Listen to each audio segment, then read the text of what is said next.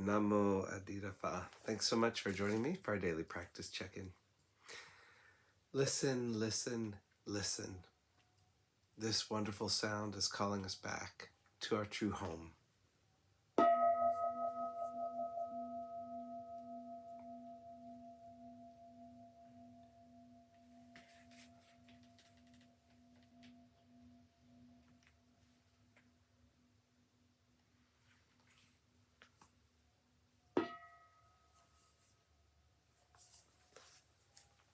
The fourth mindfulness training.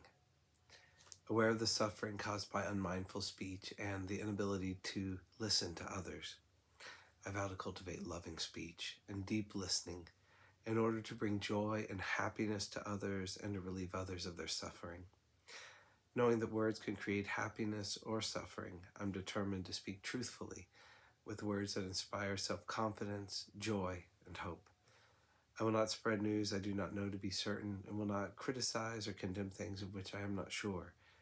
I will refrain from uttering words that can cause division or discord, or that can cause a family or community to break. I'm determined to make all efforts to reconcile and resolve all conflicts, however small.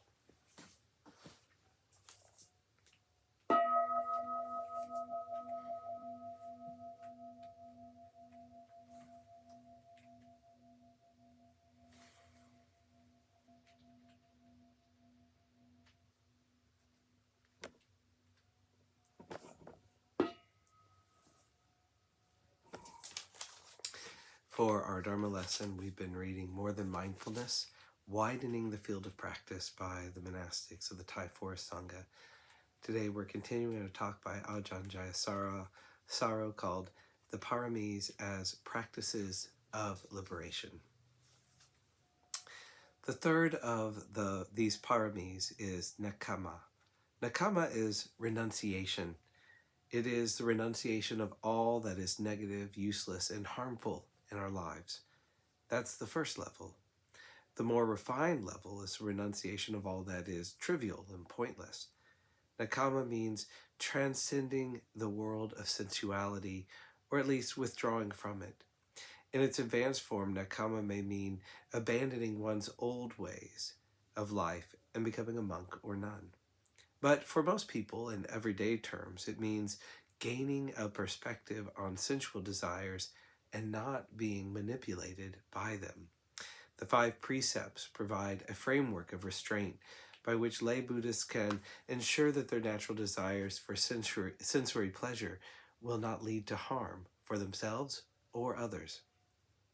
The attitude to sensuality here is not some kind of Puritan rejection of physical instincts saying, I enjoy it, therefore it's bad, or I am bad because I enjoy it.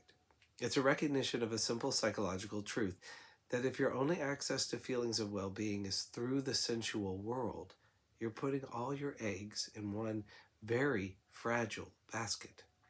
You are condemning yourself to a very unstable experience of happiness and well-being because the forms, sounds, odors, and all that they are based upon lie outside of our control. The body itself and its capacity to enjoy those sensory pleasures is also unstable and unreliable. Psychologically, the point is that if you are too caught up in the sensual realm, then your mind does not incline towards, it doesn't delight in, the non-sensual realm.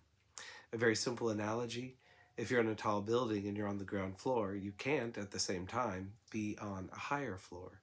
It's not to say there's anything wrong with the ground floor, but if you would like to see what the view is like from a higher floor, then you have to be able to leave the ground floor, at least on certain occasions.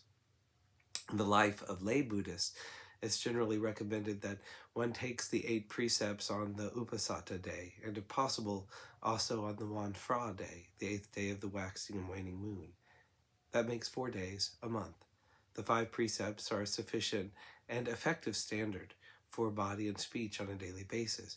But by undertaking the 8 precepts, you take on additional precepts such as abstaining from entertainments that are not directly concerned with the avoidance of unwholesome actions per se. They are precepts of renunciation. They provide a taste, an experience of renouncing the non-essential.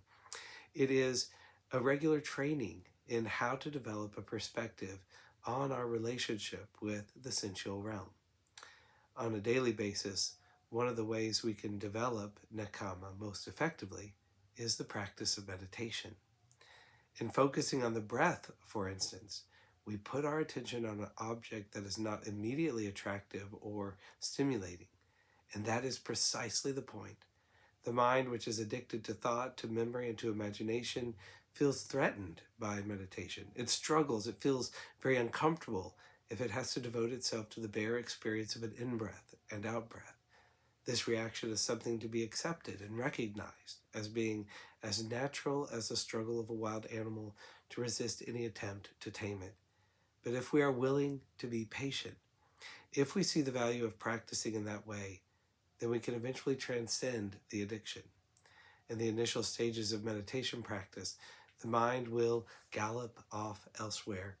It will seek refuge in the enjoyment of memories and imagination. Training the mind to let go of that habit is developing the perfection of renunciation.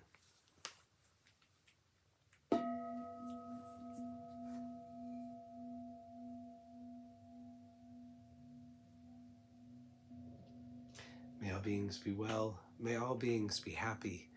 May all beings be at peace. Namo Adida Phat. Thanks so much for joining me today.